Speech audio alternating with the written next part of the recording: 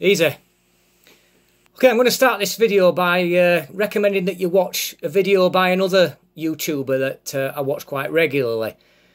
She's a young conservative activist from America. Most of her videos are quite light-hearted in nature, where she tends to tour around university campuses triggering leftist students quite a lot. But she's just put out a different video, a very different video, very different nature, where she's talking about the death of George Floyd. And I was actually hanging off of her every word, because the conviction in which she speaks is quite rare to see. And it shows as well that the guy basically was a nasty criminal, and he's not the saintly victim of police brutality and oppression that they're trying to make out. I mean, yes, okay, he didn't deserve to die like that. But she lists out the offences he's committed in this video. And some of the offences they're pretty nasty. It was basically a nasty piece of work, to be honest. And it's quite nauseating to watch the whole world treating him like he was some sort of a saint, because he wasn't.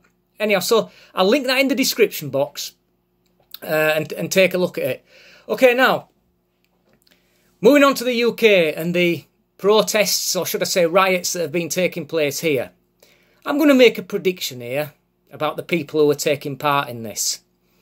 I'm going to guess that 100% of those taking part in these riots, meaning every single one of them, all voted for Jeremy Corbyn in the general election. Every single one of them voted for Jeremy Corbyn. So you can see what this is really about. This isn't about Black Lives. This isn't about George Floyd. This is because these people are still salty that they lost the election last year, and they simply can't get over it. And they've been looking for an excuse to rampage and smash shit up for weeks. They've just never really had one, because we soon got locked down by coronavirus. But now they've got an excuse, and now that they're on the rampage and we're seeing statues being pulled down. I mean, this Edward Colston statue in Bristol that's been pulled down. I mean, I'm not the only one by the look of it that knew nothing about the guy. I was thinking to myself, oh, why didn't I know about this bloke? But I'm not the only one. But the fact that he was a slave trader several hundred years, it's about 200, 300 years ago. I mean, what's that got to do with young black people today? I mean, all right, okay, they may not be happy about the statue being there, but if you're not happy about the statue being there, what you do is you petition the council to remove it.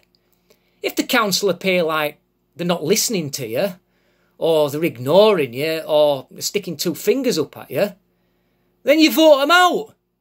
You don't resort to mob rule on the streets, tearing down whatever statue you want to tear down willy-fucking-nilly. We live in a democracy here. That's not how things go down.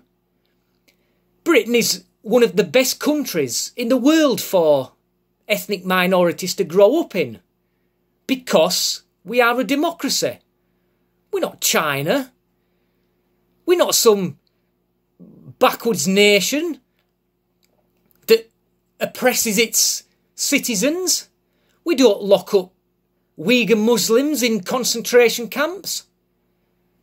This is a great country for young ethnic minority people to grow up in. So what exactly is their problem? What is it that they want?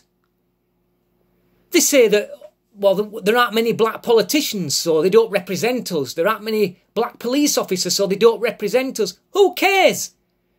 We have police by consent. We have elected officials. Diane Abbott's elected. Now, my views on her are well documented, but she's still elected.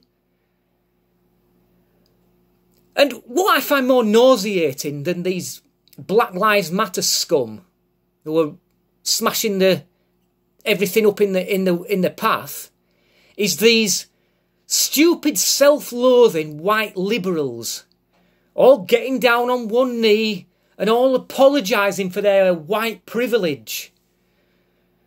I mean, I've seen scenes of a a girl almost being forced on her knees and apologising for her white privilege. I've seen parents, I've seen a picture of a little girl down on one knee with a big sign round her neck saying privileged across it, which to me is child abuse. But nobody says anything about that. And last but not least, I think it's important to point out that on Saturday the 13th of June, there's going to be a counter-demonstration taking place in London by British patriots. I know that Tommy is going to be there, Britain First is going to be there, there's going to be the DFLA is going to be there, and army veterans are going to be there.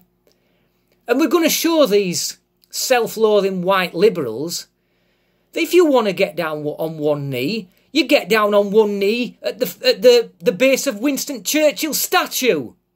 That's who you should be getting down on one knee for. A man who liberated our country from real fascism. Not talking about tearing it down. Show some goddamn respect for the people who shaped our future in the right direction 50 plus years ago. That's who you show respect for. And I'll tell you what, I bet that you're going to be seeing very different policing tactics on the 13th of June. There's going to be no more softly approach. There's going to be batons at the ready. There's going to be pepper spray at the ready. There's going to be horses running up and down the streets, making sure that people get into line, kettling. There's going to be all sorts, but you will not be seeing chief of police, such as what was in Bristol, saying, oh, well, we made a conscious decision not to get involved. We made a conscious decision to let them tear down the statue. Pathetic. These are our police that's supposed to protect us. And they're scared to death of a few flipping black activists and white liberals? What's the matter with you? Pathetic. Okay, thanks for watching. And make sure that you watch the video that I link in the description box. Till next time, easy.